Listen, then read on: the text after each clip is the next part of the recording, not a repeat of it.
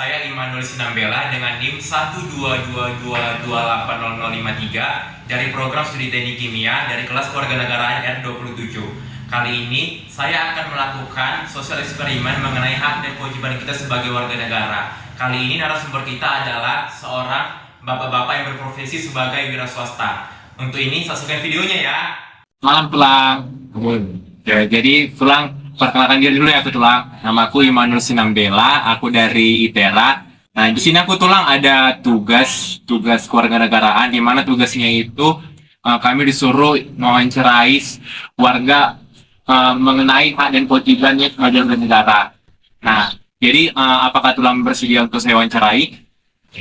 Oh, ya bersedia. Coba saya.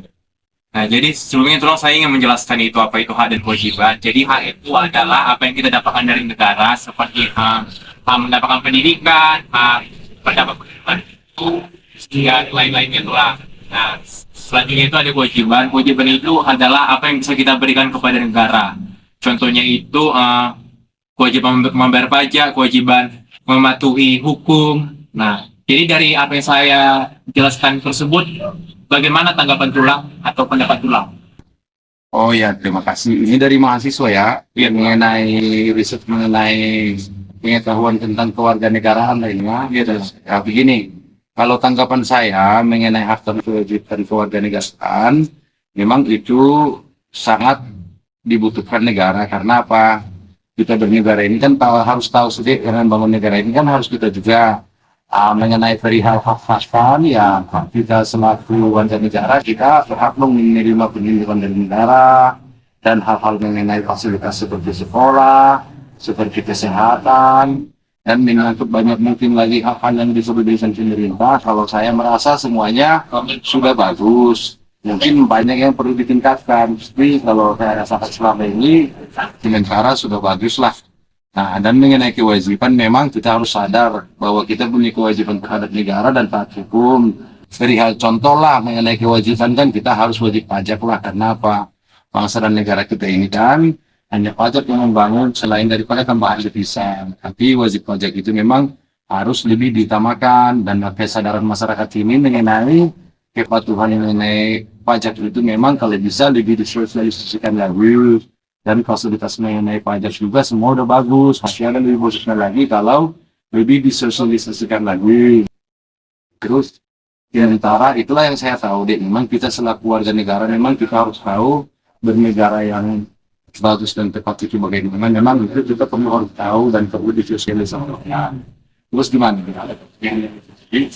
Jadi Tulang kan banyak nih masyarakat yang menuntut hak mereka kepada pemerintah itulah. Tapi mereka ini sebelumnya dalam kewajiban mereka tuh sebagai orang, tapi mereka selalu belum begitu pulang. Dan kalau itu kayak membayar, kayak mereka belum bayar pajak, tapi mereka selalu menuntut pembangunan diri sendiri.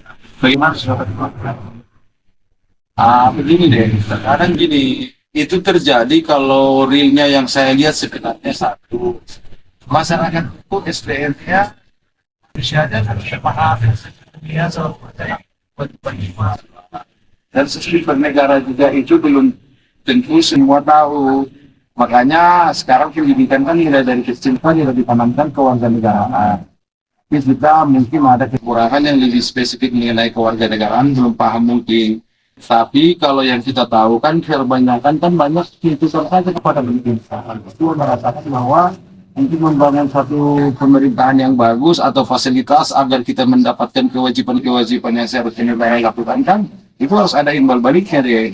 Tentunya kita melaksanakan kewajiban dulu, baru kita menuntut hak. Jadi untuk itu kalau harapan kita masyarakat sih agar semuanya sinkron hak dan kewajiban, kita harus semuanya bekerja sama, kita harus mensosialisasikan kewarganegaraan itu apa, hak dan kewajiban itu apa. Dan itu yang memang harus kita sosialisasikan. Satu contoh lah yang banyak tumpang tindih mengenai BPJS. Kan sering terjadi di lapangan itu kan ada tindakan-tindakan yang terjadi seperti rumah sakit yang menolak BPJS atau gimana masyarakat itu kan kita tahu. Terkadang kan kendalanya ada pada masyarakat. Dia BPJS yang berbayar, dia bayarnya macet, giliran darurat dan dadakan, dia ke sana ditolak sama rumah sakit, tapi alibi di luar berbeda. Itu memang sering terjadi. Opini kan semua selalu terjadi. Tapi kita yang mengerti dan taat sama negara, kita harus paham. Tidak semua opini itu benar. Kita harus bekerja sama semuanya agar experience bagus. Dan kita satu negara yang benar-benar tahu hak dan kewajiban mengenai setiap warga negara. Ada lagi yang perlu ditanyakan nih? Sudah cukup Tulang. Sebelum mengakhiri wawancara ini, ada nggak kesan pesan yang ingin Tulang berikan terhadap ini mengenai hak dan kewajiban? Kalau pesan dan kesan ada yang terutama satu, aku memintakan kepada kita semua elemen masyarakat, terkhusus kepada adik-adik semua. Kita kan orang-orang yang disekolahkan, yang sudah terpelajar. Terkadang kita harus mau jadi role model untuk satu bernegara, dan kita menggunakan waktu kita itu untuk mengadakan tindakan persuasif kepada masyarakat. Kita ikutkan semua elemen, contohnya aparat desa, terus tokoh-tokoh agama, adat. Kita lebih cenderung harus mengutamakan kewarganegaraan itu apa, dan untuk membangun bangsa dan negara itu memang harus sinkron antara hak dan kewajiban. Kita harus sosialisasikan bersama. Jadi kepada adik-adik harapan kami cuma satu, jadilah role model untuk satu negara. Jadi kita tahu hak dan kewajiban di sana, yang masih di sini jadi bangsa yang maju. Belajar, ya. Oke, terima kasih lah. Oke.